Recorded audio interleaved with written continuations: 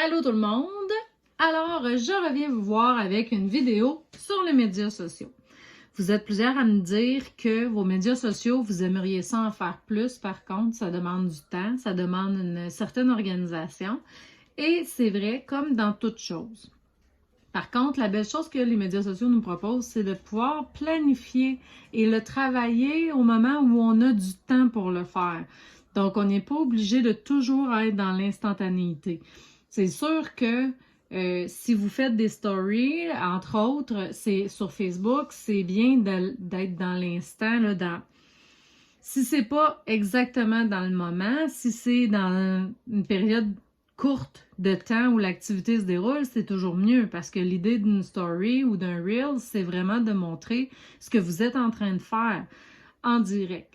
Donc là, la beauté de Facebook, c'est que vous pouvez en planifier des choses, puis vous pouvez, exemple, prendre une demi-heure, une heure dans votre temps par semaine, dans un moment où vous avez une disponibilité à votre horaire pour planifier plusieurs publications.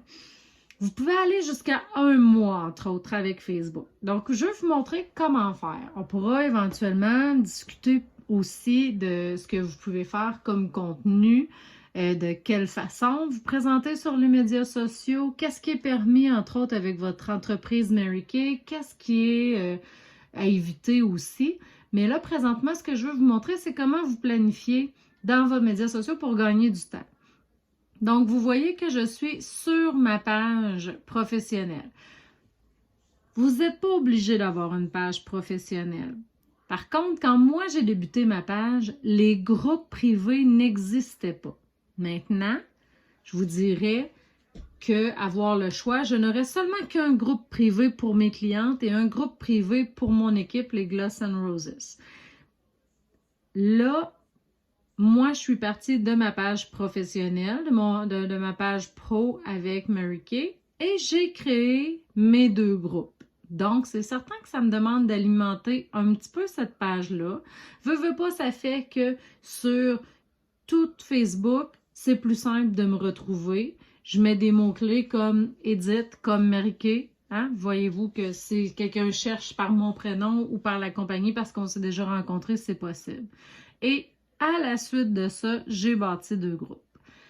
Quand on embarque dans la planification, la programmation de nos publications, vous vous en allez sur votre page, soit votre page pro, soit votre profil perso.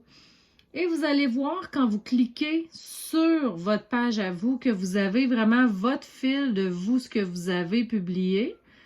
Vous avez les informations sur votre page. Et à gauche, dans la colonne « Gérer la page », ici, vous descendez et vous avez Meta Business Suite. Donc, ici, c'est vraiment ce qui vous permet de travailler à l'avance sur vos médias sociaux. Évidemment, là, comme vous le voyez, là, il me présente ici une capsule pour gérer mon compte Instagram en même temps que ma page Facebook. C'est un must. Moi, ce que je veux vous montrer aujourd'hui, c'est le volet agenda. Donc, si vous allez, je vais tourner un petit peu la caméra pour vous montrer qu'à la gauche, j'ai la page, pas la page, mais l'onglet ici qui s'appelle Agenda. Donc, quand vous cliquez ici, vous avez un calendrier de ce que vous avez publié dans le passé et de ce qui est possible de publier après. Et vous avez l'option de programmer une publication ou une story. Donc, ce qui est toujours à voir aussi, c'est que généralement, au fur et à mesure que vous alimentez votre page Facebook, Facebook va vous proposer les moments les plus propices pour faire vos publications.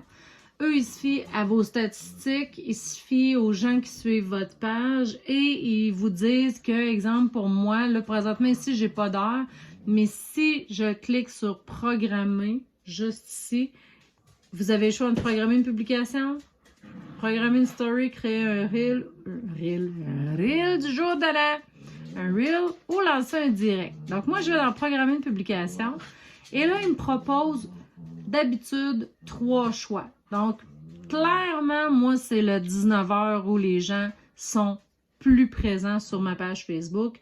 Donc, ils vont me proposer les journées à 19h le soir.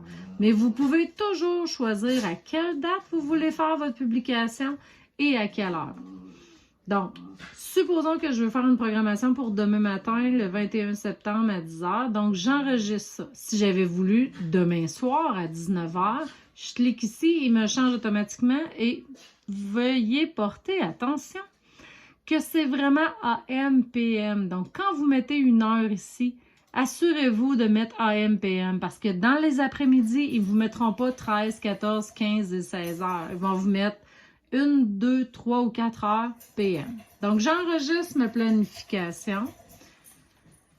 Et là, on tombe dans la plateforme vraiment pour la planification dans votre agenda. C'est vrai, pas dans votre agenda papier, mais votre agenda Facebook. Vous avez la colonne créée et vous avez à droite comment vous pouvez le voir une fois que c'est publié. Donc, si on remonte en haut ici, vous voyez à quel endroit vous publiez. Donc ici, je publierai sur ma page. Mais si je souhaite, je pourrais aussi y aller sur Instagram, mais je pourrais publier dans mes groupes privés, soit en même temps, soit seulement dans un ou l'autre. Puis quand vous cliquez sur voir d'autres groupes, par exemple, on verrait mon groupe cliente ici. Donc, vous choisissez où est-ce que vous voulez programmer, dans quel groupe ou sur quelle page. Ensuite, vous choisissez ce que vous voulez ajouter. Voulez-vous ajouter une photo? Voulez-vous ajouter une vidéo? Et vous écrivez le texte que vous voulez.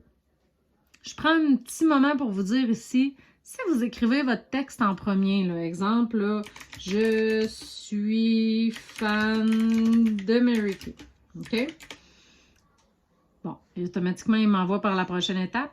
Mais moi, je vous dirais toujours copier votre texte. OK? Parce que souvent, dépendamment sur quoi vous travaillez, si vous ajoutez une vidéo après, il va vous envoyer complètement dans une autre interface de travail. Donc, vous allez avoir perdu le texte que vous allez avoir fait. Donc, faites toujours un copier en garantie. Ça vous évite de perdre trop de temps à écrire et réécrire les mêmes textes que vous avez composés.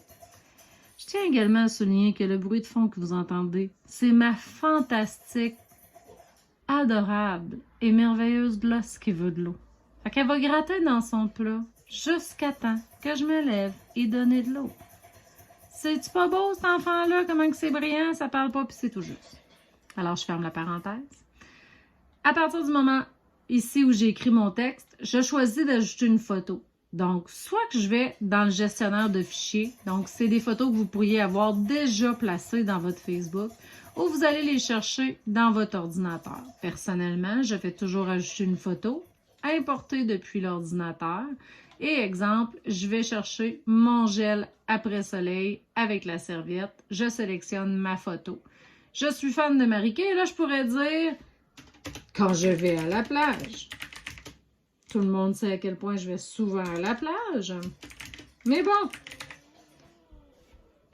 Et là, si vous voulez mettre des petits bonhommes, c'est ici.